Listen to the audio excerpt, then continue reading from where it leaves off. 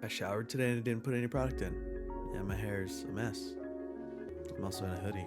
It's not a fantastic look, but here we are. Hello everyone, my name is Daniel, otherwise known as YourBuddyDanny. I am a variety streamer and I stream a variety of things. Lately, not so much, but going forward, I'm gonna get back into the groove of things. This being one of them. So the plan going forward is if I want to talk about something or make a bit of a vlog-ish kind of thing, to do it on stream and then cut it out, edit it with fun effects and examples for people watching it, and putting it on YouTube on the Faulty Rockets channel, just to add a little more content to that channel as opposed to just the YourBuddyDanny YouTube channel. I still need to make a lower third for the Faulty Rockets channel. If you haven't heard of it yet, that is my secondary channel, or more creative channel, I guess I would say. You're probably watching it here now. The point of Faulty Rockets is collaboration and creativity and making things that aren't just around games. There will be game-centric stuff in there eventually, but it's more to expand the reach of the creativity. You know, right now it's just the My Cartoon DNA videos and one vlog, which is the goals video for 2024 that's on both the Faulty Rockets and the YourBuddyDanny YouTube channel. Aside from that, the YourBuddyDanny channel is gonna have the VODs like usual. It's not really gonna contain anything else unless it's something pertinent to me as a creator that needs to get spread out. Like if I did Extra Life, wink wink nudge nudge, this year. Hopefully I will, but that's neither here nor there. So the topic of this video is I want to talk about MatPat. So MatPat, if you're unfamiliar, is the co-creator, the voice behind so many things at this point. Wow. The voice behind game theory, and then film theory eventually, and then it goes into style theory and food theory. Love MatPat to death. Oh my goodness. I know I have a friend who just absolutely hates MatPat's voice. Don't get it, because I absolutely love MatPat's voice. I really hope that he goes on to do some type of voiceover work just consistently, you know, like in a big project. I think he was, spoilers for Five Nights at Freddy's, I think he was in the movie, because he has very, very, very many theory videos about Five Nights at Freddy's. So I think that just kind of makes sense that they put him in the movie. But MatPat, originally I found him on Game Theory, the lovely video explaining to you that, because around that time I was in high school, sophomore year maybe, I started playing Portal 2. One of my favorite games of all time now. It is amazing, beautiful. And those of you who play Portal or Portal 2 may be familiar with the companion cube. There's a lot of mystery behind it, a lot of weird sentences said in the game, a lot of weird drawings and depictions. MatPat took all of that and made a video that I would love to see again for the first time, because I remember the feeling of that, of watching that and being like, no, but he's making a lot of sense.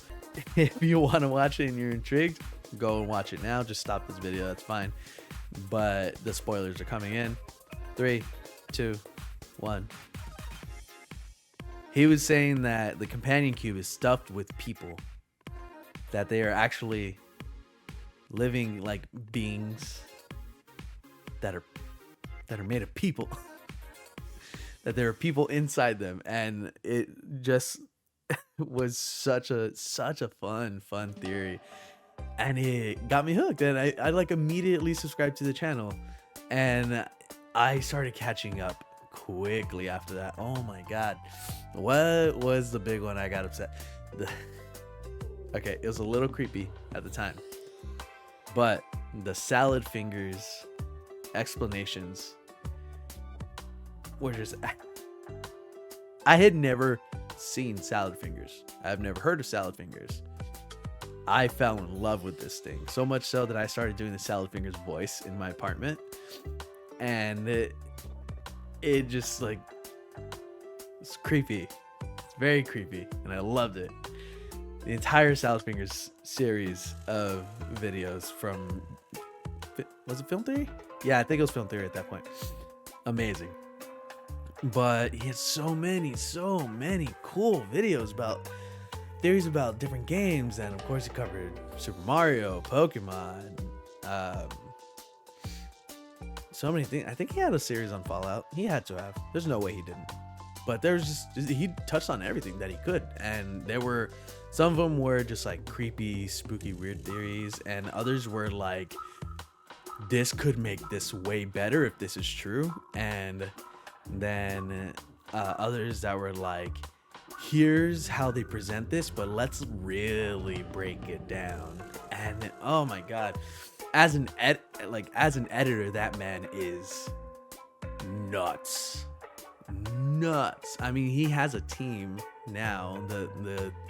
I can't remember what the whole name is for the whole network, but he has like a whole team of people doing writing and editing and concepting and stuff like that. So that's awesome. But in the beginning, pretty sure it was just him and his now spouse, I think. I'm not sure. But the amount of editing that went into that video, like seeing the pictures or like the small clips of his premiere timeline, makes me want to vomit. I look at the timeline for my cartoon DNA videos, and I'm like, oh man, that took forever. No. These videos are no joke. It is disgusting. And there's so many little slivers that all contain little things, and not to mention that, but on top of it, they all have VFX, and there's movement and warping, and not to mention the entire script and concepting and theorizing that goes into it. MatPat, you truly are a hero of mine. Watching him put out his retirement video, or I don't even know what to call it. I want to call it retirement because it feels a little more respectful, I guess. I passed a video on my YouTube timeline that was like, top 20 YouTubers are quit, and MatPat's face was just right there. And I was like, I don't feel right about that. That feels icky. It feels icky. That feels like something went wrong. But if you watch his video, he has very genuine, very good reasons for leaving. And I guess leaving YouTube would be a better way to say it rather than retirement. But like, I feel like retiring, this channel he mentioned it, it's gone on for 13 years. The past 13 years of his life, he's been making these videos, these theory videos. 13 years. That is a teenager. That is a whole teenager. Oh my god. 2011? 2011. I was a freshman. I was a freshman in high school when this man started making videos. That's nuts. But yeah, no, watching him put up his video was, I mean, at first I was like, oh damn, that sucks. But then I actually watched the video, and the further and further I got into it, I was like, ah, damn, that sucks. Wow, because even though my I don't want to say interest, but like, even though my past obsession with the theory channels has dwindled, I still stayed a follower, and I would still see some videos on my timeline and be like, oh, that'd be fun to go back to. And I would. Eventually, I would. There would be days where I'll be working from home and I need something on in the background, and I throw it on and I'm just encapsulated. I learned about, what's it called? Analog horror from MatPat. One, because I'm a baby. Like, I could have seen the first Backrooms video and been like, oh my god, what is analog horror? And go do some deeper research and actually find the videos that he went on to make videos about. But I'm a baby, and it's a little easier to digest when MatPat is making a video about it. And I don't know, I guess seeing that video made me realize how much I took him for granted, right? And oh my God, the amount of times MatPat was like, this, me and you, like, it was like watching that freaking Steve from Blue's Clues video that got put out during the pandemic. It broke my heart. This man genuinely was like, there's no one else behind the camera, there's no one else in the room. I usually script videos like this, but I just needed this to be me and you, like the old days. And I'm like, oh, don't be one of these videos. Don't be one of these videos that breaks my heart. And it was. Oh my God, he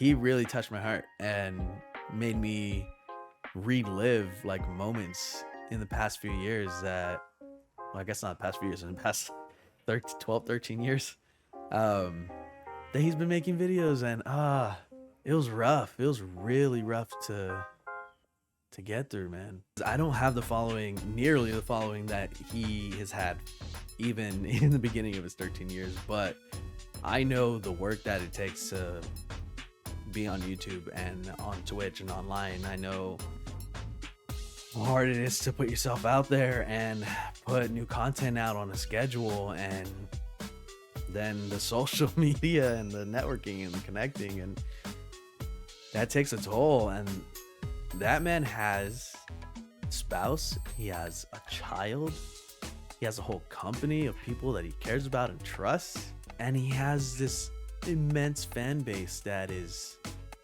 recognizing him on the street now and just like showing the impact that he made. And there's this part of the video where he's talking about, I can go out on the street and maybe get recognized by 5 people, which is, I was like, oh, that's not that much for you. And he's like, which is an insane number. I'm like, okay. And he starts talking about how either they are his childhood or he is their childhood because they are children watching these videos, or they're talking about how he was their childhood, like me, growing up watching his videos, and now are adults in the world and can recognize him on the street. And he's like, my goal was to leave the world a better place, having been in it. And that aligns so much with me as a person. Not just my goal in content creation. Like, content creation is just kind of like a tool that I want to use to actually achieve that goal. But my personal motto, I'm not sure if I want to call it a motto, but my personal philosophy, I guess, you can ask very many people I know, is that I don't want to be anyone's bad experience. Whether it's dating, whether it's friendships, whether it's a guest that comes into my job and interacts with me for a short 2 minutes. Like, I don't want to be anyone's bad experience. That's not who I am as a person. That's not what I've been taught, what I learned, what I've developed for myself. Life's too short to be anyone's bad experience. Intentionally, right? There's a flip side of that, of being someone's bad experience and realizing and being willing to admit you're wrong and rectifying it, right? There's that too, but I'm talking about like intentionally, like when there's space where you can brighten someone's day, when you can do something that you have inside and share it with others, because they will see that and be like, that is awesome. That's when the tears started coming. I started welling up. I was like, oh man, he is a genuine nice dude. Like, I can see it. You know, some people you have bad vibes from, and you get bad vibes from them, and it's just like, MatPat genuinely just seems like he wants to make the world a better place by being a freaking weirdo on the internet for 13 years and people loving it. Good weirdo. Good weirdo. I'm gonna miss hearing his voice on these videos. I really am. For the next, I think, 9 weeks are gonna be his final theories. And come week 9, week 10, it's gonna be MatPat's final theory. And oh my god, I don't know if I'm ready for that. I really don't know if I'm ready for that. That's a lot. It's very interesting to see these things because you don't realize you don't realize what you have until it's gone, right? And I'm sure the new theorists are gonna do a fantastic job because they've been working on the theory videos for the last year and a half, multiple years plus. The majority of the lifespan of the theorist channels, some of them have been there for 6+ years. And working on it just in different variations. They know it inside and out. And MatPat's gonna stick around, but hearing is, hello internet, welcome to game theory. What a guy. What a guy. Oh my god. I sincerely hope I can meet you one day, MatPat. I really do. And I sincerely hope that I'm not a bad experience in your life, because you have never been one in mine. You are the genuine article, my friend. And I'm gonna miss hearing that voice of yours. But you have never not been inspiring to me as an editor, as a weirdo making videos on the internet. You've inspired so many things in my creative brain, and it's, I'd love to thank you for that one day.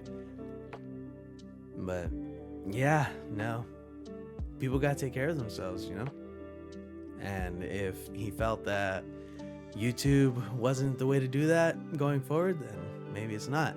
Hell, if I had a kid and I was just day by day watching them grow up, and one day I was like, I could definitely cherish this more if I'm not doing the channel, then I would do the same thing. Same thing with my spouse.